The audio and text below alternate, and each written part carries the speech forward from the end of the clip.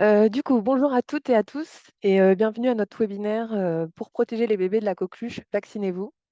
Ce webinaire est organisé par la CEPAM d'Indre-et-Loire en collaboration avec le Centre de vaccination publique de Tours. Nous avons l'honneur et le plaisir d'accueillir le docteur Zoa Macaroun-Vermès, pédiatre, infectiologue et responsable du Centre de vaccination publique du Centre régional universitaire de Tours. Avant de démarrer, quelques informations sur les modalités. Le webinaire est enregistré pour qu'on puisse disposer d'un replay. Vos caméras et vos micros sont donc coupés, mais vous pouvez poser toutes vos questions par écrit dans l'icône Q et R, questions-réponses, en bas de votre écran pendant la conférence. Nous traiterons ensuite toutes vos questions en fin de présentation. Donc n'hésitez pas à écrire toutes vos questions pour qu'on puisse les traiter à la fin. Ceci étant dit, nous pouvons désormais démarrer. Donc voilà, c'est à vous, docteur Macaroun. Oui, bonjour à tous. Je partage mon écran pour qu'on puisse avoir le diaporama. Est-ce que du coup c'est visible, Fanny, l'écran C'est pour vous? parfait. Nickel. Donc, merci pour cette présentation. L'objectif étant de parler de la coqueluche aujourd'hui, une maladie en forte recrudescence avec un risque pour les bébés. Et donc, comment on se protège, notamment pour protéger le bébé. Donc, la coqueluche, c'est quoi? C'est une infection par une bactérie. La bactérie, elle s'appelle Bordetella pertussis ou parapertussis, peu importe son nom. Mais donc, c'est une bactérie, c'est une infection bactérienne des voies respiratoires. Et donc, ça va toucher aussi le poumon. Elle donne peu de fièvre. L'incubation, elle est de 10 jours. On appelle une incubation, c'est le moment où je suis en contact avec la bactérie, donc aujourd'hui. C'est dans 10 jours que je vais développer la maladie. Donc, le moment d'incubation de cette bactérie étant de 10 jours. Et une fois que j'ai la maladie, elle va être contagieuse pendant 3 semaines si le diagnostic n'est pas fait et qu'il n'y a pas eu de traitement.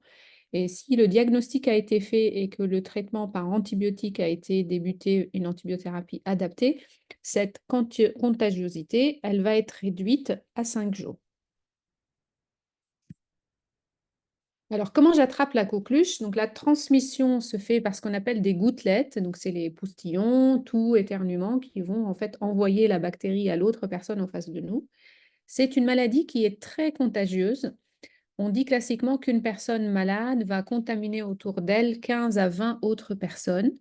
Donc, pour vous donner un exemple, par exemple, la grippe, on va contaminer une à deux personnes autour de nous. La Covid, on va contaminer 2 à 3 personnes.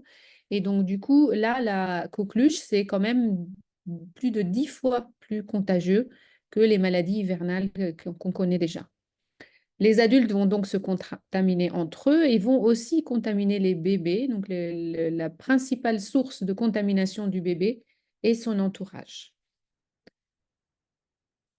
Quels sont les symptômes de la coqueluche? Donc, cette maladie évolue en plusieurs phases. Au début, la première phase, donc on va avoir une petite toux qui n'est pas forcément importante au début, un écoulement nasal comme un rhume, et puis parfois un petit peu de fièvre, mais ce n'est pas systématique.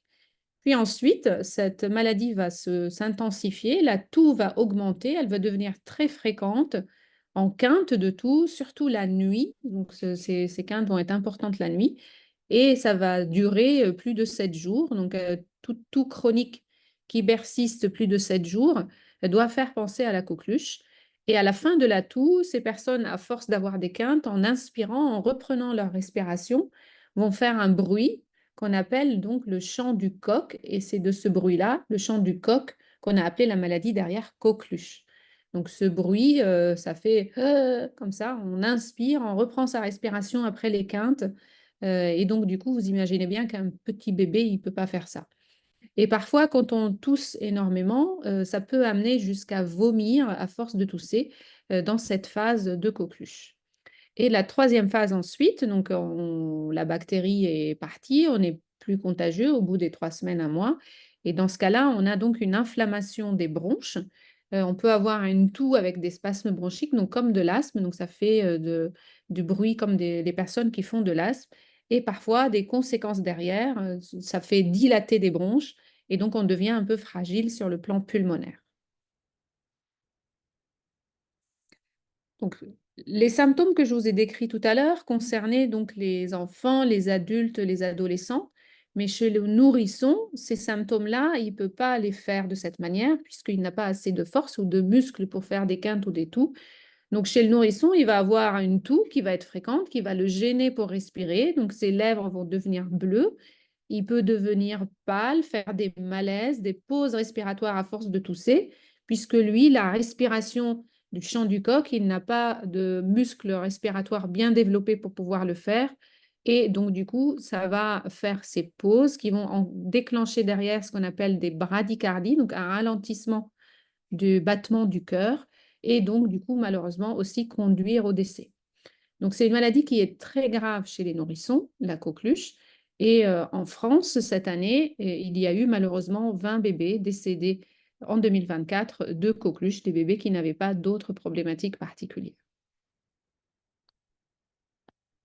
Comment on fait le diagnostic de la maladie? Donc, une fois qu'on a les symptômes en fait, de cette toux chronique avec les quintes, surtout une toux la nuit, ou parfois, à force de tousser, on vomit, le test qu'il faut faire, c'est comme pour la Covid, hein, c'est une PCR. Donc, on va au laboratoire, ils vont faire une PCR dans le nez, on va chercher la bactérie dedans.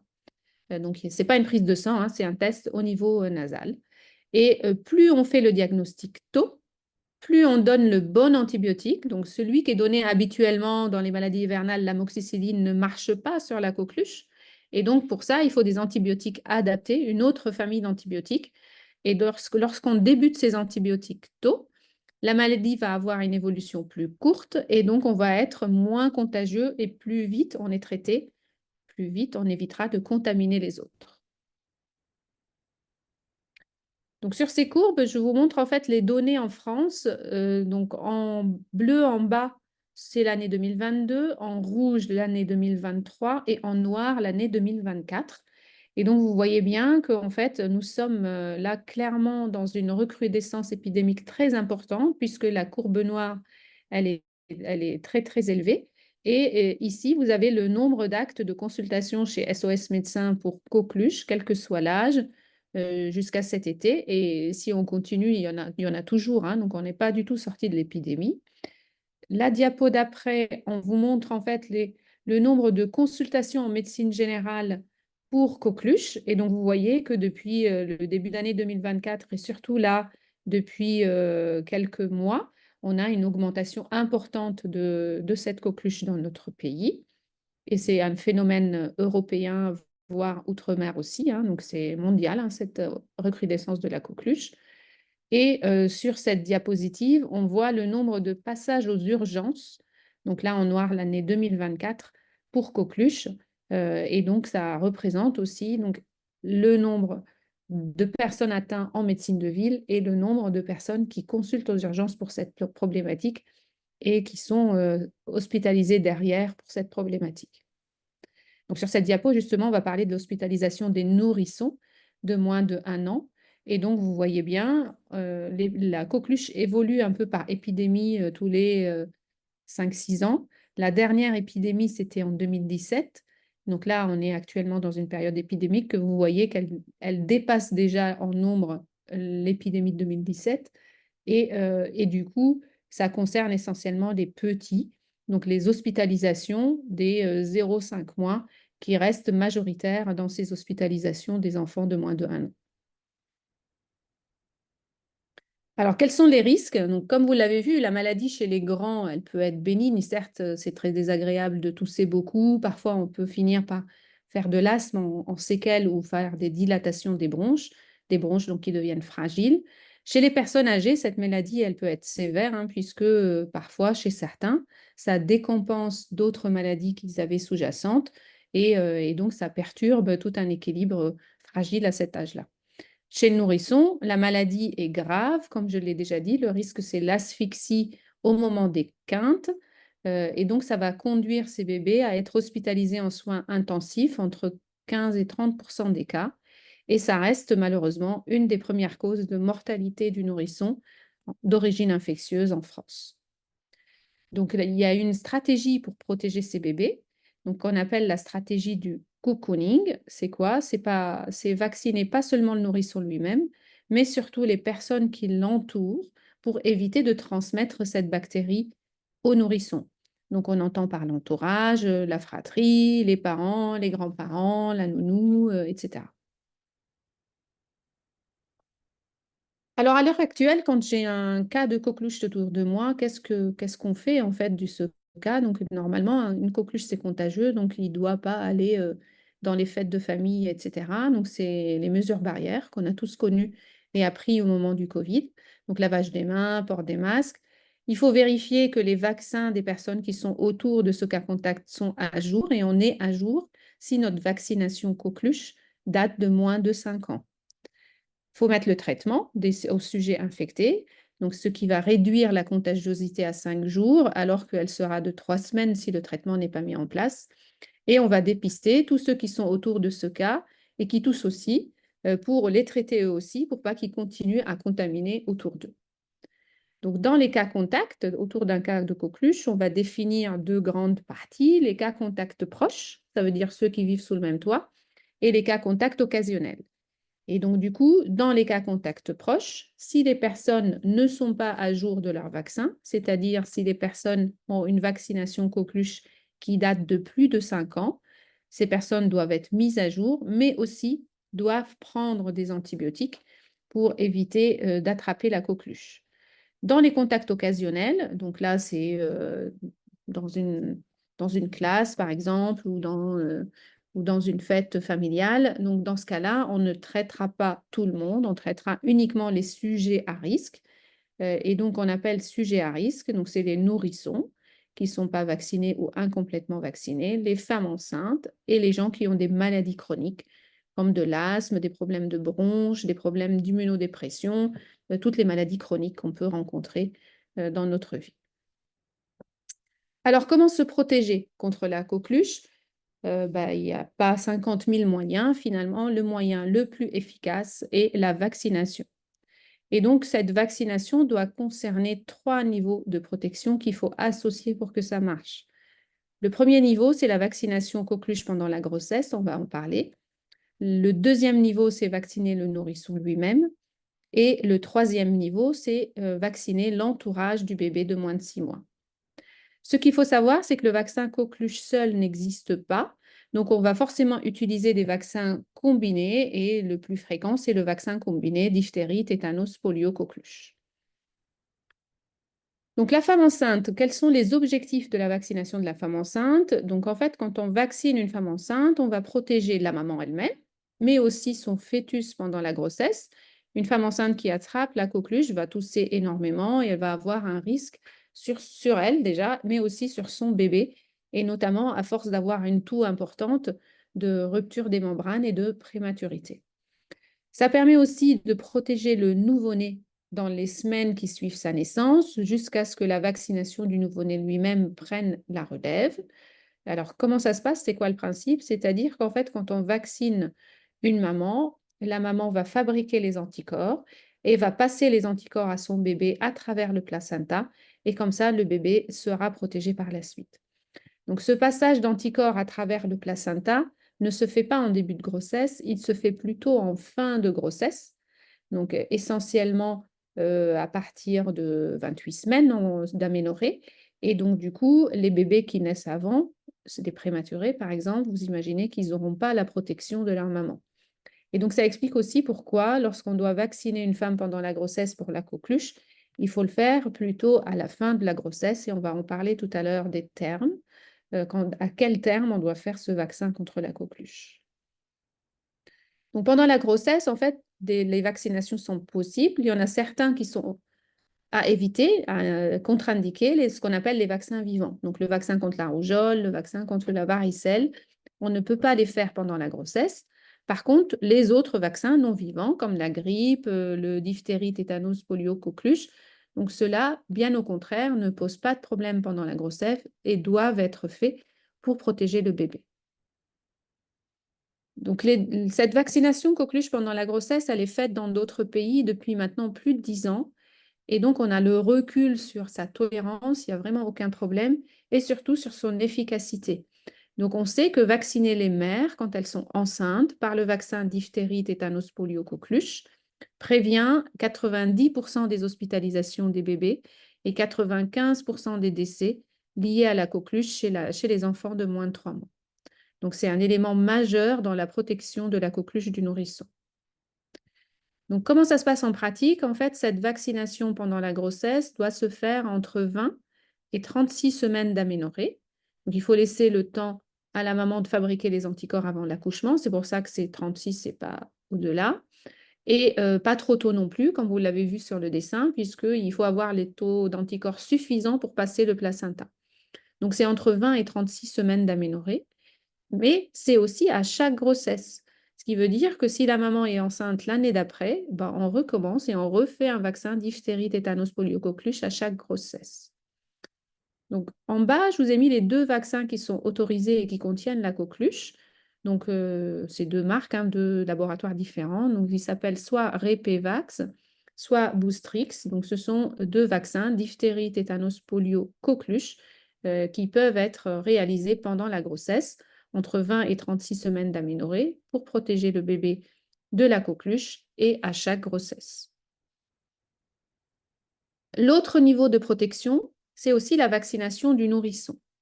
Donc, le nourrisson, en fait, il est vacciné d'une manière habituelle dans le suivi, puisque on débute la vaccination dès l'âge de 2 mois et il va recevoir donc cette vaccination dans les vaccins obligatoires. Par contre, quand on regarde en fait le schéma vaccinal du bébé, vous avez ici en haut les âges de vaccination et en colonne les vaccins nécessaires. Donc, le bébé reçoit le vaccin diphtérie, tétanos, polio, coqueluche, ce qu'on appelle l'hexaval en Haemophilus influenza B et hépatite B à l'âge de 2 mois, puis une deuxième dose à l'âge de 4 mois. Ça fait partie des vaccins obligatoires. Et en fait, ce bébé, il ne sera protégé qu'à l'âge de 5 mois. Donc, si la maman n'était pas vaccinée pendant la grossesse, eh ben, ce bébé ne sera pas protégé et on va laisser les 5 premiers mois ce bébé être exposé à la coqueluche et donc faire des formes sévères. Donc, l'information importante, c'est de savoir que le bébé, même si on l'a vacciné à 2 mois, mais il lui faut plusieurs doses pour être protégé. Et du coup, l'objectif étant de protéger toute cette partie-là de sa vie, les 5 premiers mois, par la vaccination maternelle. Mais aussi par la vaccination de l'entourage, puisque le bébé, il a sa maman, bien sûr, mais il a aussi toutes les autres personnes autour de lui. Et du coup, l'entourage concerne toutes les personnes de moins de 6 mois. Tiens, oh, voilà. Donc, qu'est-ce qu'on appelle l'entourage? Donc, l'entourage, c'est toute personne au contact du bébé de moins de 6 mois. Donc, l'entourage familial, les parents, les frères et sœurs, les grands-parents, etc. Mais aussi l'entourage professionnel, donc tous les personnels qui s'occupent du bébé, la crèche, la nounou, la babysitter, les amis chez qui vous laissez bébé, par exemple. Donc, toutes ces personnes doivent être à jour de leur vaccination pour pouvoir s'occuper de bébé. Et donc, qu'est-ce que ça veut dire à jour? Donc, au regard aujourd'hui de la recrudescence de l'épidémie de coqueluche, être à jour de sa coqueluche quand on a un bébé dans notre entourage, c'est-à-dire notre vaccin doit dater de moins de 5 ans. Donc, du coup, toutes ces personnes doivent avoir reçu soit le Repevax, soit le Boostrix depuis moins de 5 ans pour pouvoir protéger l'enfant et ne pas lui transmettre la coqueluche. Alors, je vous ai mis là un autre vaccin qui s'appelle le Revaxis, donc beaucoup de gens l'ont reçu ce vaccin. C'est un vaccin qui est DTP seul, qui ne contient pas la coqueluche. Donc, toutes les personnes qui ont reçu un Revaxis, donc un diphtérie, tétanos, polio seul, ne sont pas protégées contre la coqueluche et donc doivent faire un rappel avec un vaccin qui contient la coqueluche. Et donc, dans ce cas-là, il y a un délai minimal à respecter entre ce vaccin qui ne contient pas la coqueluche et un autre vaccin qui contient la coqueluche. Et ce délai, il est de 1 mois. Donc, toutes ces personnes l'ont reçu forcément, il y a beaucoup plus que ce délai minimal et donc peuvent dès maintenant mettre à jour leur rappel vaccinal de coqueluche pour protéger le bébé. Donc, en conclusion, la maladie coqueluche est en recrudescence épidémique. Là, les courbes le montrent, le nombre de cas et de consultations aussi. Il y a un vrai risque pour les bébés et on parle de mortalité chez les bébés ou d'hospitalisation en soins intensifs et qu'il y a un moyen simple pour les protéger, c'est de vacciner les femmes enceintes pendant la grossesse entre 20 et 36 semaines, vacciner les bébés dès les 2 mois de vie et ne pas traîner pour démarrer leur vaccination. Vous avez compris que ça prend du temps pour les protéger quand les vaccine eux tout seuls. mais aussi, surtout, vacciner l'entourage en plus de la maman pour que toutes ces personnes ne fassent pas circuler la bactérie à la maison et éviter la contamination du bébé. Je vous remercie et donc j'arrête le partage pour qu'on prenne les questions s'il y en a.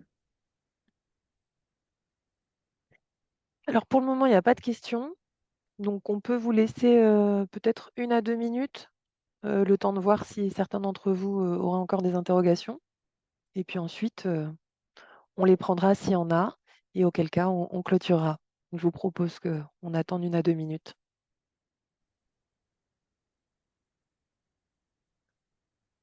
En attendant, s'il y a des personnes qui écrivent, donc le message est vraiment important, hein, c'est aujourd'hui la coqueluche, elle est là. Mm.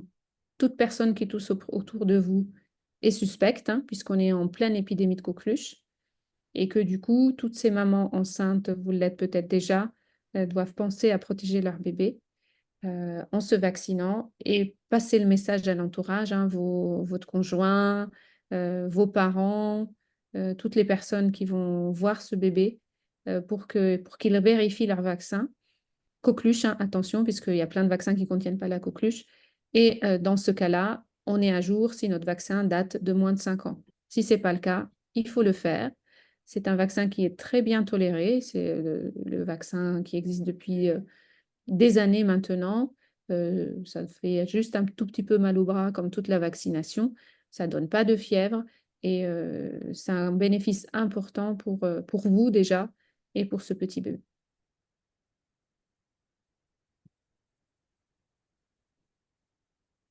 J'ai l'impression que vous avez été très clair, hein. Il n'y a pas de questions. Euh, Il y a peut-être des bon. situations personnelles, enfin voilà, faut pas hésiter ou sur Ouais, c'est l'occasion. la coqueluche, hein, si vous voulez. Bon, après, on a peut-être des professionnels aussi qui sont connectés. En tout cas, voilà, le message que vous venez de faire passer, c'est vraiment parlez-en, parce que peut-être qu'on n'en parle pas assez autour et parfois c'est peu connu. Donc là, avec la recrudescence, voilà, c'est vraiment important de mettre l'accent sur cette thématique. Bon, Très bien. il n'y a pas de questions. Donc du coup, cette conférence arrive à son terme. Merci à tous d'avoir participé et puis surtout merci à vous, Zoa, pour cette présentation. Je vous en prie. Et on peut clôturer maintenant. Donc, je vous souhaite une bonne journée à tous et à toutes. Bonne journée. Au revoir. Au revoir.